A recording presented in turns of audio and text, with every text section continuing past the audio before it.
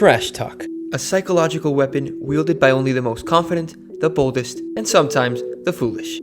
There's nothing quite like seeing a player talk the talk and then proceed to back it up on the biggest stage. It's the kind of moments that make football more than just a game. It's theater, drama, and pure entertainment. But here's the thing about trash talk. It's a double-edged sword. When it works, you're a hero. But if not executed correctly, running your mouth can backfire spectacularly. And now, thanks to the internet, those moments live forever. A bad take, a regrettable gesture, a bold claim that didn't age well, we can revisit them at any time, in glorious HD and for our own personal enjoyment. So why not today? Let's kick things off with a recent example. Before a Northwest Derby in March of 2023, former United coach Erik was asked about the challenge of playing at Anfield, a stadium known and respected for its hostile atmosphere.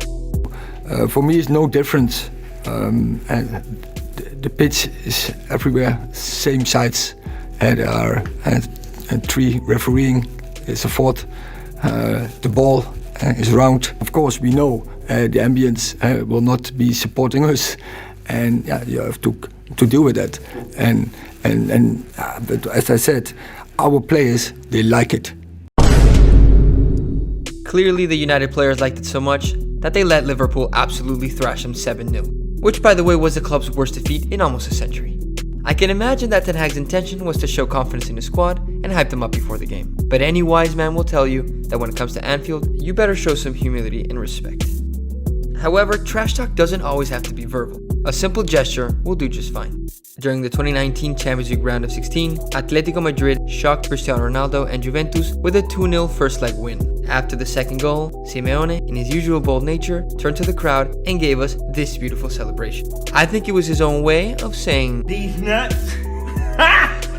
Got him!" Unfortunately for him though, CR7 didn't seem to take the joke too well. Probably fueled by his antics, Ronaldo would go on to put on a masterclass in the second leg, scoring a hat-trick to knock Atletico out. And to rub salt in the wound, he made sure to remind Simeone who really had the biggest balls.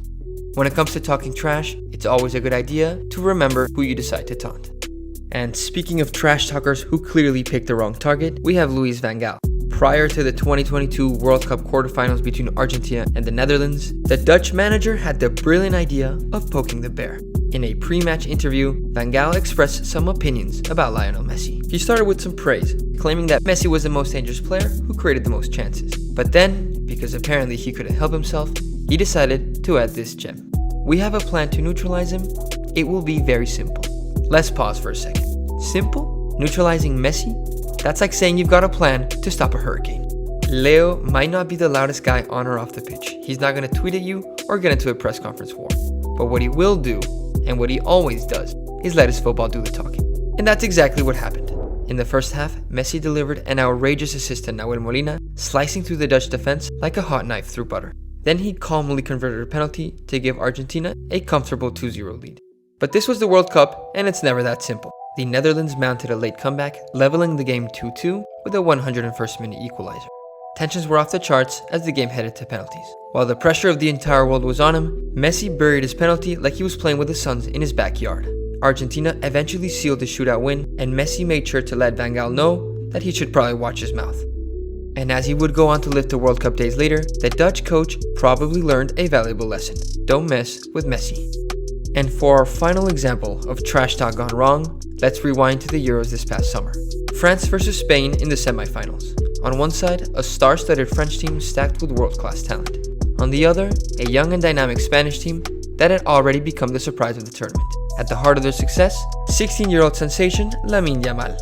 Imagine being a professional player representing your country at the highest level, only to get cooked by a kid who still had to finish his high school homework after the game. But apparently not everyone had been impressed by Lamine's performances. When asked about him in an interview, Adrien Rabiot dismissed the teenager's influence, claiming that if Lamine Yamal wants to play in the Euro final with Spain, he will have to do much more against us than he's done so far. Pretty bold words from the Frenchman. Lamine, on the other hand, responded calmly by posting this story on his Instagram. "Move in silence, only speak when it's time to say checkmate." Pretty mature response from a 16-year-old if you ask me.